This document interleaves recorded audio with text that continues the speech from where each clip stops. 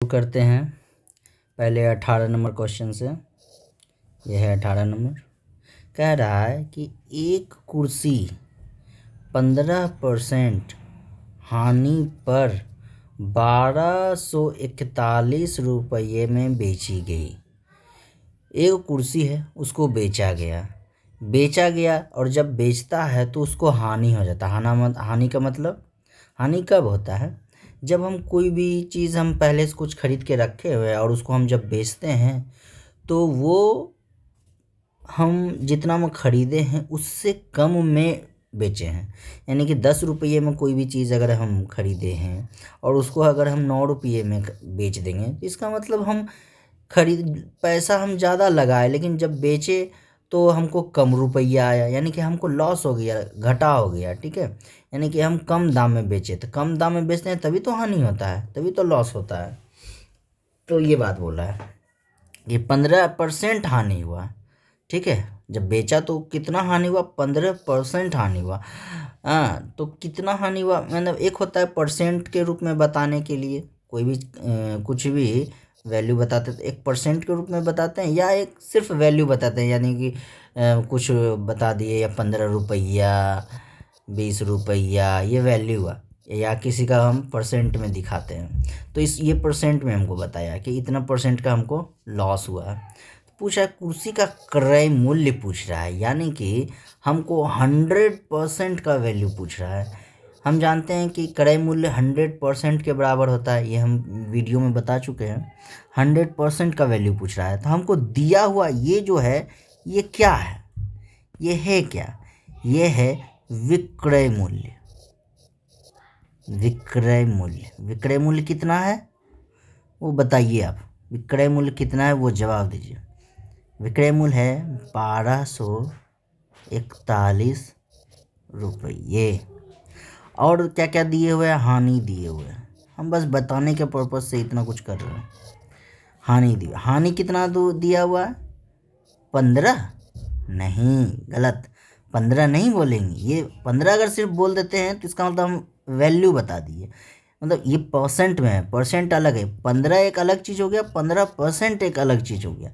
ये दोनों कभी भी एक चीज़ नहीं है, बराबर कभी नहीं हो सकता है। ठीक है, ये दोनों एक चीज़ नहीं है। तो हम बोलेंगे हानि कितना है, तो क्वेश्चन में बताया है 15%, तो हम 15% बताएंगे। ठीक है, ये हो गया 15%। अब पूछ रहा है कुर्सी का क्रय मूल्य। हमको कुर्सी का क्रय मूल्य निकालना है, यानी कि हमको क्रय मूल्य पूछ रहा है। क्रय मूल्य को शॉर्ट में ऐसे लिखते हैं, विक्रय मूल्य को शॉर्ट में ऐसे लिखते हैं।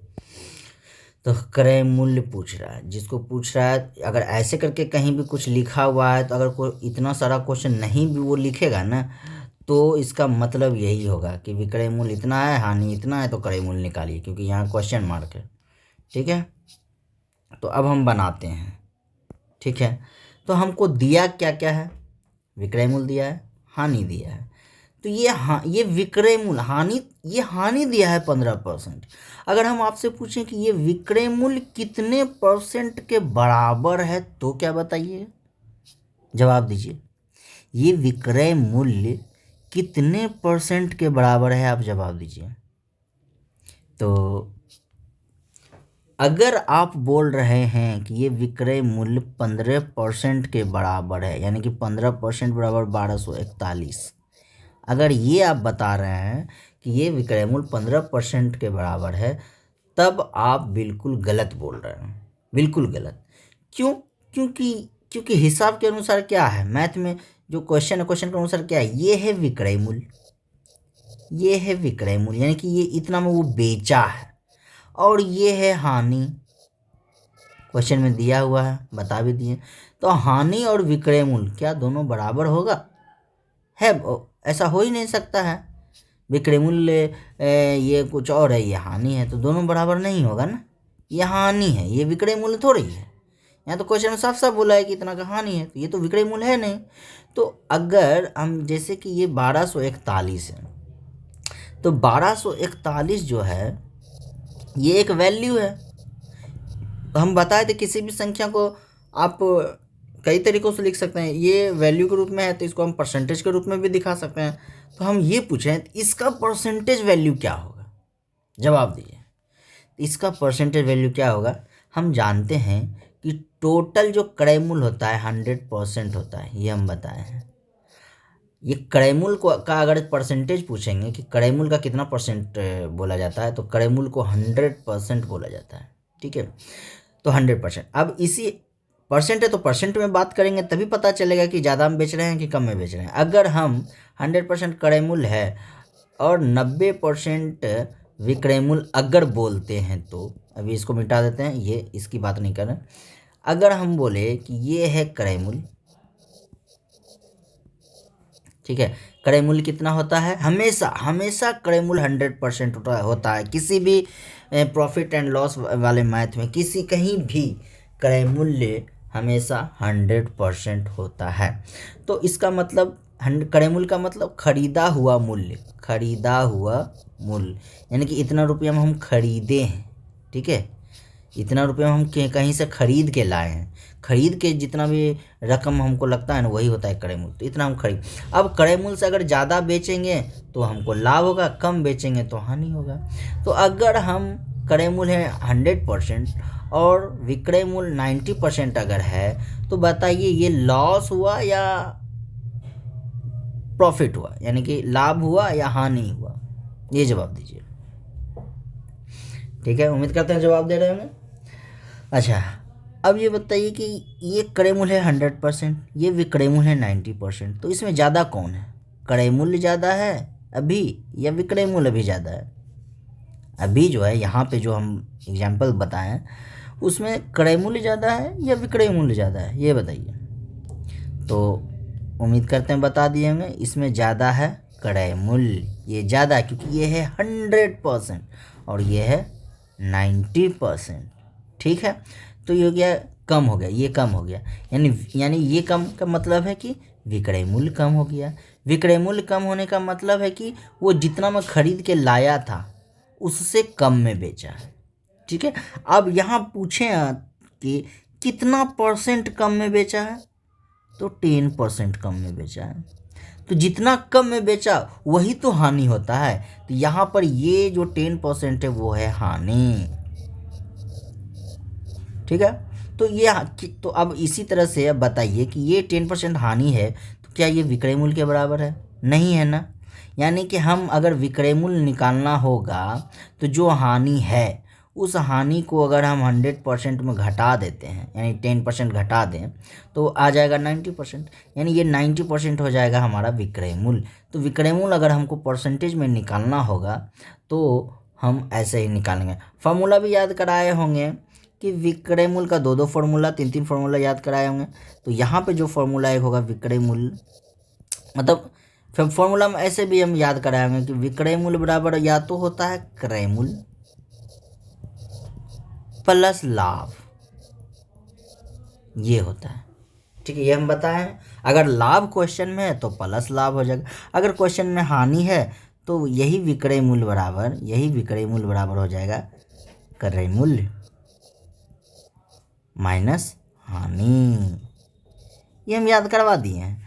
तो ठीक वैसे ही परसेंटेज में रहे या कुछ में रहे, तो आप इसका मतलब ये हुआ, अगर विक्रय मूल्य परसेंटेज की बात करेंगे तो परसेंटेज में इसको सबको बोलेंगे, अगर वैल्यू की बात करेंगे तो सबको वैल्यू में बोलेंगे, लेकिन बैठेगा यही फार्मूला से, हमेशा हमेशा बैठेगा इसको इसी फार्मूला से। तो यानी कि यहाँ पे हानि है तो हम हानि वाला फार्मूला हम यूज़ करेंगे। यानी फार्मूला अगर नहीं भी बोलते हैं, हमको फार्मूला बोलने की ज़रूरत नहीं था, फार्मूला बोलने से और कन्फ्यूजन हुआ। यहाँ तो कॉमन सेंस की बात है, यहाँ हम सोच भी सकते हैं, समझ भी सकते हैं कि क्रय मूल्य है 100%, घटाओ हानि है 15%। तो अब ये भी परसेंट में, ये भी परसेंट में, तो इसको घटा सकते हैं, दोनों एक ही जाती है।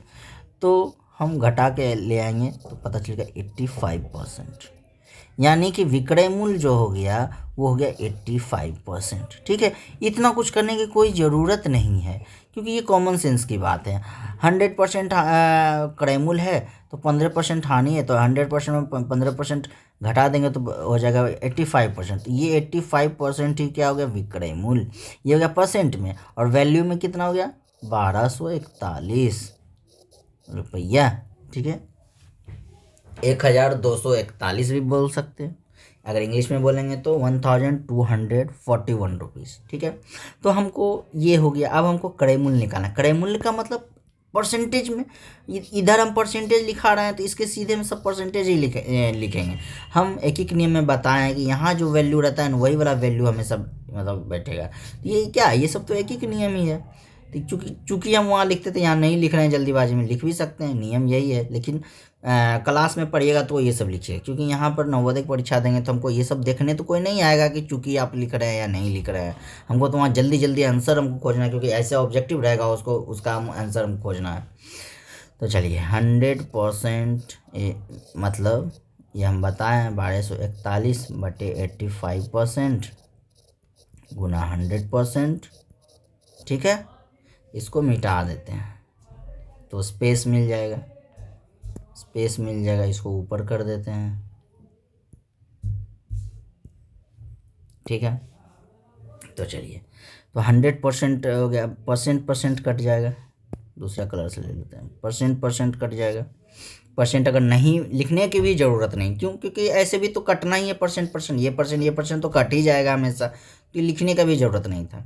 चलिए, तो 5 से काटते हैं, इसको 20 बार में कटेगा, इसको 5 से काटते हैं तो 17 बार में कटेगा, और इसी 17 से हम 1241 को काट सकते हैं, ठीक है। तो 1241 को, एक सेकेंड, 1241 को हम भाग लगा के देख लेंगे। 1241 कितना बार में कट रहा है, तो 12 दूनी 24 बरता 36, 12 चौक 25 60, 12 बंदा 32 24 बड़े 8 56 12 नमा 78 से 12 बार कहाँ का पढ़ रहे हैं, 17 कहाँ करना पड़ेंगे, 17 25 85, 17 2 17 7 19, 17 8 36 से 17 7 19 से, ठीक है। 14 में से 9 घटेगा 5। अब हमको यहाँ पर भाग सिखाएंगे नहीं, भाग कैसे होगा, घटाव कैसे होगा, वो सब पता ही होगा। तो ये कट जाएगा, ये 1 हो जाएगा, 17 तिया 51, ठीक है। भाग, अब हमको भाग, तो ये 17 से ये 73 बार में कट गया, ठीक है। अब इस 73 और 20 को क्या करेंगे, मल्टीप्लाई करेंगे, ठीक है। ये 73 और ये 20 को मल्टीप्लाई करेंगे, 3 दूनी 6, 7 या 21, 2160 रुपये, 0 3 दूनी 6, 7 दूनी 14 होगा ना, 10 तरीके 1460 रुपये, ये हो गया आंसर, ठीक है। चलिए अगला आते हैं, यहाँ पे उत्तर लिखेंगे। जब कॉपी में बनाना होगा ना, तो उत्तर लिख के रख दीजिएगा, कारण इससे पता चलेगा कि यहाँ से जो यहाँ तक मतलब हिसाब बनाना स्टॉप हो गया, इसके बाद हिसाब बनाने की ज़रूरत नहीं था। हाँ, अब आते हैं 19 नंबर। ये 19 नंबर कहता है, एक बाइसिकल मतलब साइकिल को बोला जाता है इंग्लिश में बाइसिकल। एक बाइसिकल को 2700 रुपया में बेचने पर 10% हानि होती है। बेचा 2700 में, हाँ एकदम सेम हिसाब है, ठीक है। बस थोड़ा सा आगे बढ़ा दिया, 10% लाभ में। यहाँ हमको इस हिसाब में हमको 100% का वैल्यू निकालना था, यहाँ हमको 100% का वैल्यू निकालना था, और इस हिसाब में बताइए कितना परसेंट का वैल्यू निकालना है। यहाँ कह रहा है एक बाइसिकल को 2700 रुपया में बेचने पर 10% की हानि होती है, ये बता दिया। वो इसे 10% लाभ पर बेचने पर विक्रय मूल्य है, यानी कि विक्रय मूल्य कितना होगा, ये बोल रहा है कि 10% लाभ अगर कमाना होगा तो उसे कितना में बेचना पड़ता। तो यानी 10% लाभ का मतलब हुआ कि वो 100% से बढ़ के बेचेगा। कितना बढ़ के बेचेगा, 10% बढ़ के बेचेगा, तभी तो लाभ होगा। जितना क्रय मूल्य तो 100% होता है, तो लाभ बेचना होगा, कितना लाभ बेचना है, 10% लाभ।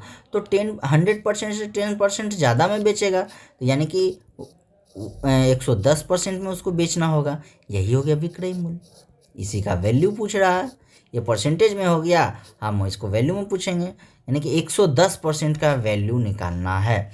यानी हमको दिया हुआ क्या है, 2700 रुपया में बेचा, यानी ये विक्रय मूल्य दिया हुआ। ये विक्रय मूल्य कितना परसेंट के बराबर, ये बताइए आप। ये 2700 रुपया कितने परसेंट के बराबर है, क्योंकि परसेंट से वैल्यू की तरफ जाएंगे तो पहले परसेंट लिखेंगे, उसके बाद वैल्यू पता चलेगा। तो कह रहा है कि 10% हानि, तो आप बताइए कि ये 2700 कितने परसेंट के बराबर है, तो ये 2790% के बराबर है, क्योंकि 10% लॉस हो गया ना, हानि हो गया। जब 2700 में बेचा तो बोल रहा है कि 10% हानि हो गया, यानी 100% से 10% कम, तो 90%, यानी कि इसको जो है 90% में बेचा, यानी 90% इज इक्वल टू 2700 रुपीज़, यानी 2700 रुपया। और हमको निकालना है ये 110 रुपये का वैल्यू, नहीं परसेंट का वैल्यू, तो 110% का वैल्यू 2700 बटे 90% नहीं लिखेंगे क्योंकि परसेंट तो हमेशा कट ही जाएगा यहाँ परसेंट, क्योंकि यहाँ परसेंट पूछ नहीं रहा है, तो पूछ नहीं रहा है तो परसेंट अगर जब भी आएगा ना तो वो कट ही जाएगा। अगर परसेंट इधर पूछना होता, यानी पूछता है कि कितना परसेंट में बेचना है, तो इधर परसेंट हमको लिखना होगा, तो परसेंट काट ही देंगे तो फिर परसेंट कैसे आएगा, तो इसलिए परसेंट उसमें लिखना पड़ता है। यहाँ पर नहीं लिख रहा है क्योंकि यहाँ पर तो वैल्यू निकालना है, रुपया में निकालना है, तो रुपया में निकालने के लिए परसेंट को तो काटना ही पड़ेगा तभी तो निकलेगा, इसलिए परसेंट नहीं लिखते हैं। चलिए अब ये हो गया 0 0 कट गया, 9 से 27 कट रहा है 3 बार में, 1 0 बैठा दिया 30 हो जाएगा। अब इसको और इसको गुना कर देंगे, 110 को और 30 को गुना कर देंगे, तो गुना करेंगे तो 330 रुपया हो जाएगा। ठीक है, 2 जीरो है, सॉरी 2 जीरो, एक जीरो इसमें भी है, एक जीरो इसमें भी है, तो दोनों का जीरो बैठा देंगे, 3300 रुपया आंसर हो गया। ये हो गया आंसर। ठीक है, चलिए 19 नंबर हो गया, 19 नंबर हो गया। अब चलते हैं यहाँ 14 नंबर के पास। ठीक है, 14 नंबर क्या करा है, एक व्यक्ति ने एक साइकिल 500 रुपये में खरीदा। ये खरीदा गया मूल्य, खरीदा जो खरीदा गया मूल्य उसको क्या कहते हैं, क्रय मूल्य, यानी कि ये हो गया क्रय मूल्य। और इस मूल्य को अगर परसेंटेज में पूछेंगे तो आप बताइए ये 500 रुपया कितने परसेंट के बराबर में होगा, आप जवाब दीजिए। ये 500 रुपये कितने परसेंट के बराबर होगा, ये हो गया 100% के बराबर। क्यों, क्योंकि ये खरीदा गया मूल्य है, इतना में वो खरीदा, और खरीदा गया मूल्य ही होता है क्रय मूल्य, और क्रय मूल्य हमेशा 100% के बराबर होता है। ये हो गया 500 रुपये, 100% इज इक्वल टू 500 रुपये। आगे बढ़ते हैं, वह उसे किस मूल्य पर बेचे, कितना बेचे कि उसे 20% का लाभ हो, यानी कि इससे ज़्यादा में बेचेगा, कितना ज़्यादा बेचेगा, 20% ज़्यादा बेचेगा तभी तो लाभ होगा। और कितना लाभ मांग रहा है, 20% लाभ मांगने, मतलब सोच रहा है कि बेचे, तो यानी ये 120% का वैल्यू पूछ रहा है। तो 500 बटे 100, क्योंकि परसेंट कटना ही है, क्योंकि परसेंट यहाँ भी हो जाएगा, परसेंट यहाँ भी हो जाएगा, परसेंट तो कट ही जाएगा, परसेंट हम अब नहीं लिखेंगे। तो 100 120, तो 20 छक विषय से 20 25 100, 5 से इसको 100 बार में, तो हो गया 600 रुपया। यही हो गया हमारा आंसर। ठीक है, 600 रुपया, ये हो गया आंसर। ठीक है, तो उम्मीद करते हैं समझ गए होंगे। चलिए ठीक है, रखते हैं।